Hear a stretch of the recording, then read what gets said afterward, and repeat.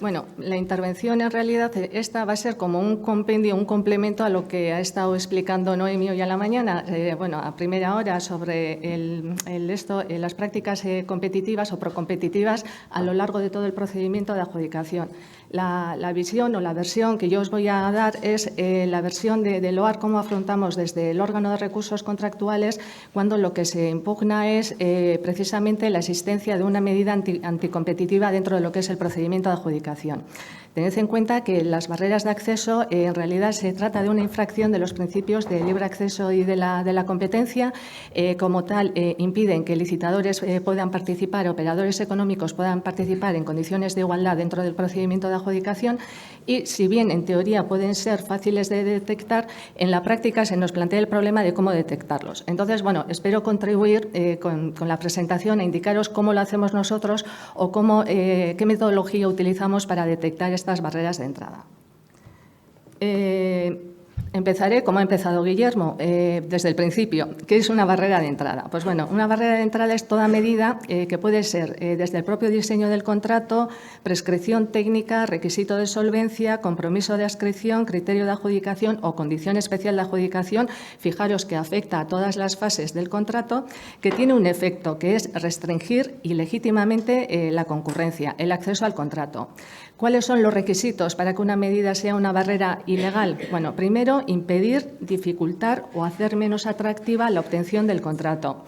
Si os dais cuenta, este primer requisito en realidad tampoco nos está diciendo nada, porque cualquier decisión que toma cualquier poder adjudicador en un contrato puede llegar a ser una barrera. Es decir, un criterio de adjudicación, estás diciendo qué es lo que vas a valorar dentro de las ofertas que te estén presentando.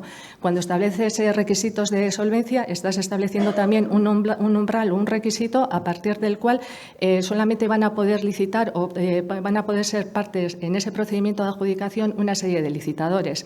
La verdadera cuestión de si la barrera es legítima o ilegítima está en la segunda parte, que es que la restricción sea arbitraria, es decir, que no sea estrictamente exigida por la finalidad del contrato. ¿Cómo detectamos o qué metodología utilizamos nosotros para ver o detectar o llegar a la conclusión de si una barrera o una medida que se ha establecido dentro del procedimiento puede llegar a ser una barrera de acceso? Bueno, aquí os indico el asunto, la sentencia del Tribunal de Justicia de la Unión Europea. Nosotros le llamamos el test CONSE, porque es en esta sentencia donde, bueno, a nuestro juicio, mejor se desarrollan las cuatro fases o los cuatro hitos para evaluar esa medida. En primer lugar, se ve o se tiene que ver si la medida es discriminatoria directa o indirectamente. La discriminación tiene que hacer referencia a condiciones personales del licitador. Será una medida discriminatoria directa si afecta a la nacionalidad o al domicilio social del operador económico o del licitador. Y será indirecta si hace referencia a otros aspectos que indirectamente también hacen referencia a las condiciones personales del licitador, como pueden ser el origen del capital social o exigir que el operador económico tenga una determinada estructura social que impide que el resto, que también operan en el mercado, puedan acceder al contrato. En segundo lugar, ya se analiza si la medida es idónea y si es necesaria, es decir, si está justificada por razones de interés general, si esta es adecuada para garantizar ese fin legítimo que persigue la medida y si la medida no va más allá de lo estrictamente necesario para conseguir dicha finalidad, que significa que lo mismo que analizar si existen otras alternativas menos gravosas, menos restrictivas con las que se podría cumplir o cubrir esa finalidad.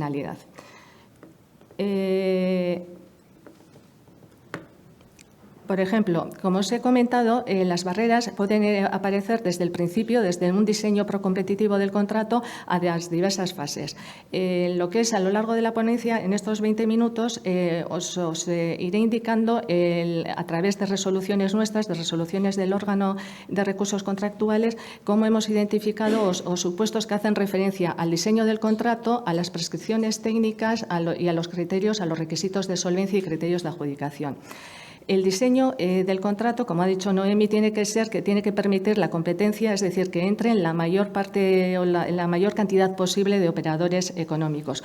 ¿Cuándo es restrictiva de la competencia? Pues bueno, cuando se da, por ejemplo, excesiva relevancia a un aspecto del contrato o de la prestación que no es realmente esencial o principal o fundamental para conseguir la finalidad a la que va destinada ese contrato, o se agrupan de forma caprichosa, sin ningún tipo, sin criterio, sin ninguna finalidad, sin ninguna justificación, prestaciones de lo más variopintas. Ejemplo, bueno, os traigo una resolución que además nos va a servir como ejemplo para, bien, un diseño poco procompetitivo del contrato y también como un establecimiento de prescripciones técnicas que contenían barreras de entrada a los licitadores al procedimiento de contratación. En esta resolución, en la 89-2024, a la cual se le aplica también el test o el llamado también test de proporcionalidad, se planteaba la siguiente cuestión. Era un contrato de equipamientos sanitarios, en concreto era de técnicas de hemodiálisis, en los que se agrupaban en un único lote hemodiálisis de hemodiafiltración y técnicas especiales. ¿Qué es lo que nos indicaba el recurrente? Nos decía, oye, solamente existe en el mercado un único laboratorio, un único operador que pueda ofertar las dos técnicas en su oferta. Entonces, el poder adjudicador, en su justificación, nos indicaba, sí, eso puede ser así, pero bueno, yo necesito un único proveedor por motivos de almacenaje, porque no puedo almacenar un montón de equipamientos, y además por motivos de seguridad, porque los profesionales sanitarios, al pasar de un equipamiento de un laboratorio a otro, se pueden equivocar, y aquí hay razones de salud que pueden justificar el que sea un único laboratorio. Lo cierto es que el procedimiento era abierto, tampoco habían acudido a un negociado sin publicidad por unas razones especiales que pudieran justificarlo. Entonces, al aplicado el test de proporcionalidad, se consideró que esas justificaciones no eran idóneas. Primero, porque el almacenaje es una cuestión organizativa que se puede solventar de varias maneras. Segundo, porque las terapias especiales o los equipamientos destinados a satisfacer esas terapias especiales únicamente representaban un 25% del total de equipamientos que tenían que ofertar. El manejo de los equipamientos tampoco se consideró que era proporcionado. ¿Por qué? Porque los profesionales sanitarios son ante todo profesionales, saben cómo enfrentarse a este tipo de cuestiones y además los laboratorios tienen que dar, o aquellos que oferten estos equipamientos tienen que dar forzosamente formación, con lo cual daba igual que fuera formación de un único laboratorio o de dos laboratorios. Y luego, tercero, un indicador que para nosotros suele ser fundamental cuando nos suelen, bueno, fundamental no, es un indicador más, pero bueno, tiene su importancia.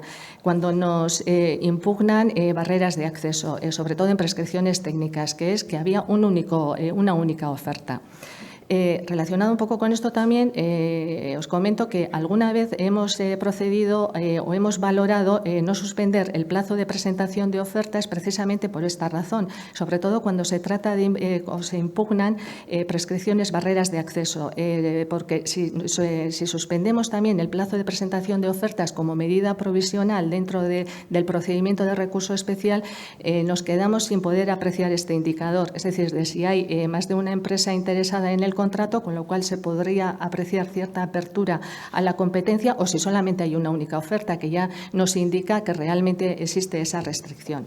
Y finalmente, en este caso, se llegaba a la conclusión de que la legítima finalidad a la que respondía ese equipamiento, que era el de la salud y el de la atención de los enfermos que tienen enfermedades renales, se podía conseguir a través de otro tipo de medidas menos restrictivas de acumularlo todo en un único objeto de contrato, en un único lote, que era separar el objeto contractual en dos lotes diferenciados. Con lo cual se llegó a la conclusión de que esa petición o esa agrupación era ilegítima y no respondía al principio de proporcionalidad.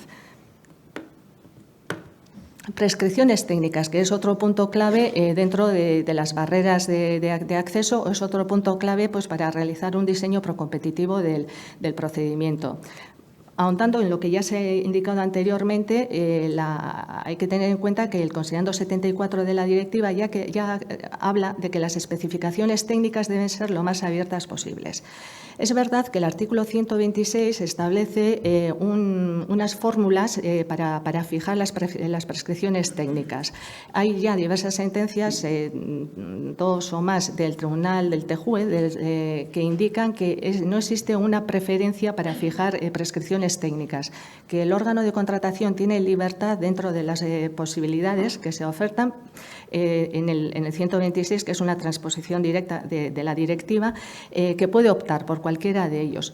Pero también es cierto que la formulación de las especificaciones en términos de rendimientos o exigencias funcionales es tal vez una de las mejores maneras de conseguir un diseño de un contrato más procompetitivo.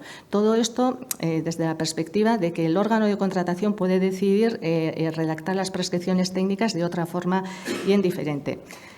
Aquí os traigo a colación una resolución, la 23-2020, en la que se planteaba la cuestión, bueno, este era un contrato de un municipio que quiere contratar el servicio de limpieza de su alcantarillado, que es una limpieza muy específica, requiere de unos medios técnicos y una formación del personal pues muy concreto. Aquí el debate se centraba única y exclusivamente en un vehículo. Resulta que el pliego de prescripciones técnicas definía absolutamente todo, era muy minucioso y decía que había que poner a disposición de este servicio un vehículo y que ese vehículo tenía que tener una cilindrada en caballos muy concreta, que era, creo que eran 1240. Además, lo establecía como el aportar el vehículo como una condición especial de ejecución y señalaba que las condiciones especiales de ejecución eran un motivo de resolución contractual. El segundo, en el orden de prelación, solicitó acceso al expediente a la vista de la oferta y se dio cuenta que el vehículo que ofertaba el adjudicatario no cumplía con una prescripción, que la cilindrada que ofertaba era, si eran, no sé, 2.400, era pues 1.140. Entonces impugnó y dijo, pues oye, el adjudicatario aquí está infringiendo el pliego de prescripciones técnicas, con lo cual hay que excluirlo. Nosotros estimamos que sí, que efectivamente esa prescripción era una prescripción tan minuciosa, tan detallada, que era una magnitud muy concreta y determinada, que efectivamente estaba incumpliendo el pliego de prescripciones técnicas.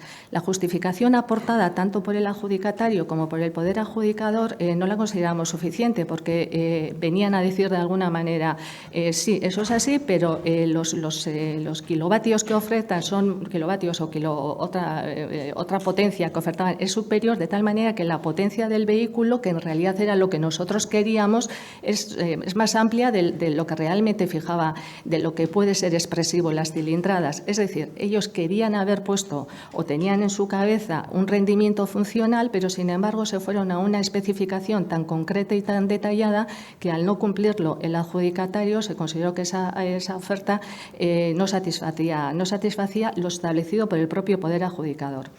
Se impugnó ante la jurisdicción contencioso-administrativa y esto consideraron prácticamente con unos argumentos similares a los que nosotros utilizábamos, que efectivamente una magnitud no se puede sustituir por un equivalente. ¿Esto a qué nos lleva? Pues bueno, ¿qué indicadores nos pueden indicar o nos pueden decir que se establecen o que se ha establecido una barrera de acceso en un pliego de prescripciones técnicas? Una de ellas es estas, que las prescripciones, cuantas más las especificaciones técnicas, cuanto más detalladas estén, hay mayor riesgo, es un riesgo, un indicador, no significa que sea, hay un riesgo de que esté favoreciendo a determinados productos, a determinados fabricantes o que pueda haber una barrera de acceso. Y la segunda es que no cabe describir la prescripción con referencia a una marca o una patente. Esto lo tenemos claro, pero bueno, ligado a esto os quería señalar que muchas veces ligado a la marca aparece el término o equivalente, y el equivalente funciona como el agua de Jordán, es decir, el redactor del pliego de prescripciones técnicas ya ha pensado que su pliego es perfecto. Pues con mucho cuidado. ¿Por qué? El 126.6 habla que el término o equivalente tiene que ser excepcional. Es decir, si no cabe la posibilidad de describir lo que tú quieres adquirir, el bien o servicio u obra que tú quieres adquirir, no lo puedes describir, entonces te permite de forma excepcional utilizar o el equivalente. Este 126.6, además, tiene que ser de una interpretación muy restrictiva, es decir, no cabe admitir el término equivalente como en cualquier caso, sino solo en casos muy excepcionales. Además, el mero hecho de poner o equivalente tampoco significa que estés redactando las prescripciones técnicas. Da la sensación a veces que el redactor de las prescripciones técnicas, al señalar esta locución o equivalente, ya ha pensado que ha cumplido con su misión y que ahí ya están especificadas todas las prescripciones que él tiene en la cabeza. Pues no es así. Y tampoco exime de tener que redactar las prescripciones técnicas el que éstas sean muy complejas o muy laboriosas en su elaboración.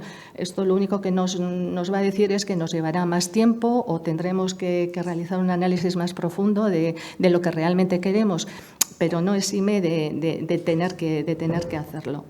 Tened en cuenta que además este equivalente tiene otro problema, que es que aquel que tiene realmente el producto equivalente o el servicio equivalente en realidad no sabe cuáles son las prescripciones que el Poder Adjudicador considera que son relevantes, con lo cual, ¿cómo va a justificar en su oferta que él lo que está ofertando es realmente lo que quiere el Poder Adjudicador? Hay una resolución en la que hablamos de todas estas cuestiones, que es la 47/2020, y en esta el Poder Adjudicador lo que quería era comprar unos instrumentos de sonido. Entonces, como quería la máxima calidad y consideraba que la máxima calidad es la de una marca muy concreta, que es Shure, pues fijó las prescripciones técnicas en relación a Shure.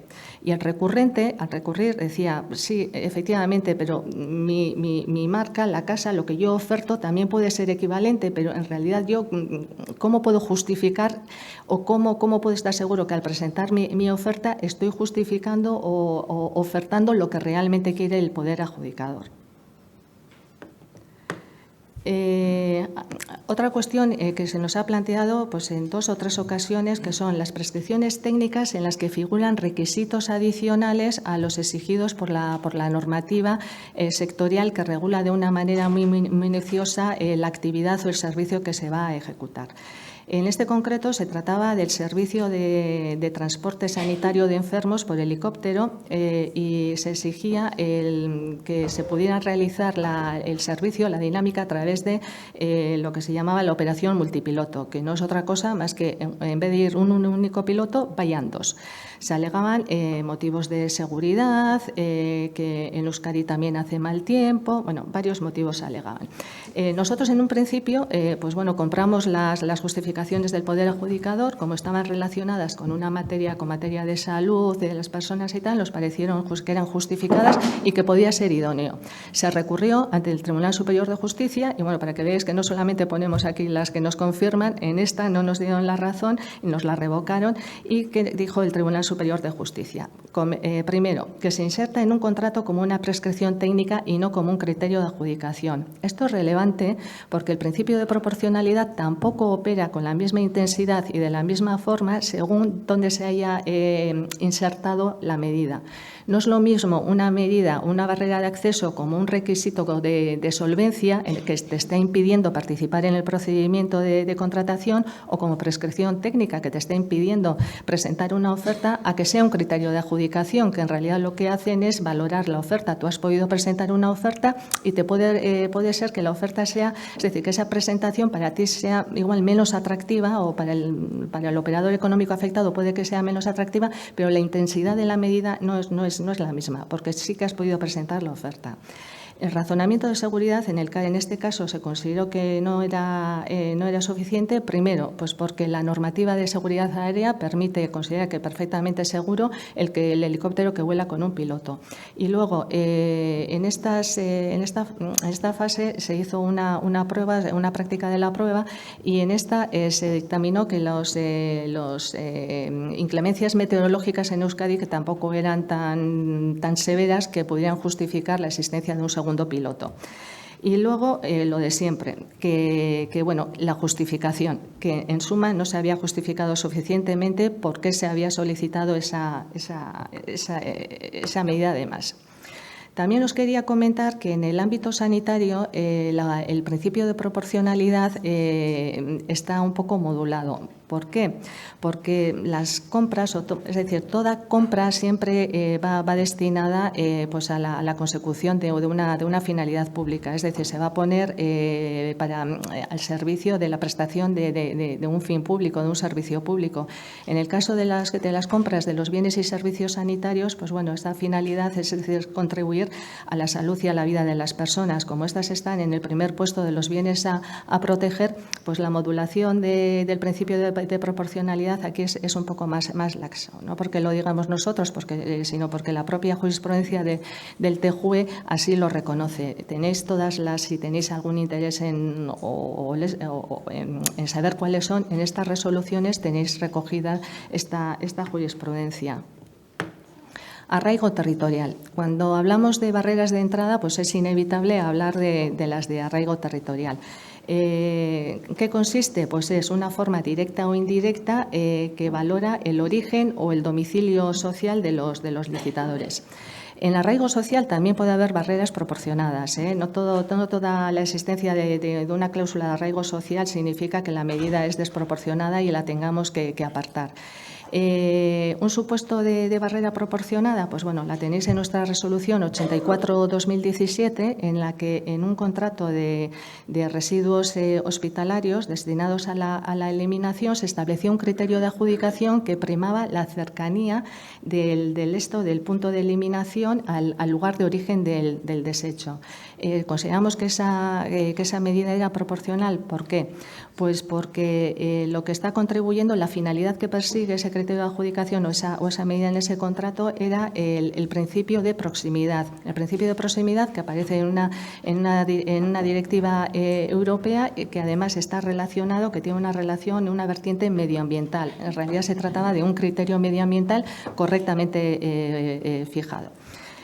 Barreras desproporcionadas, pues bueno, cuidado porque pueden ser de dos tipos. Pueden ser directas, es decir, aquellas que apreciamos claramente, como podía ser el caso de esta resolución, la del 58/2018, en el que en un contrato de jardinería de un municipio exigen que el adjudicatario, el licitador tenga una ubicación, un hangar o un local destinado a utensilios y aperos dentro del propio municipio.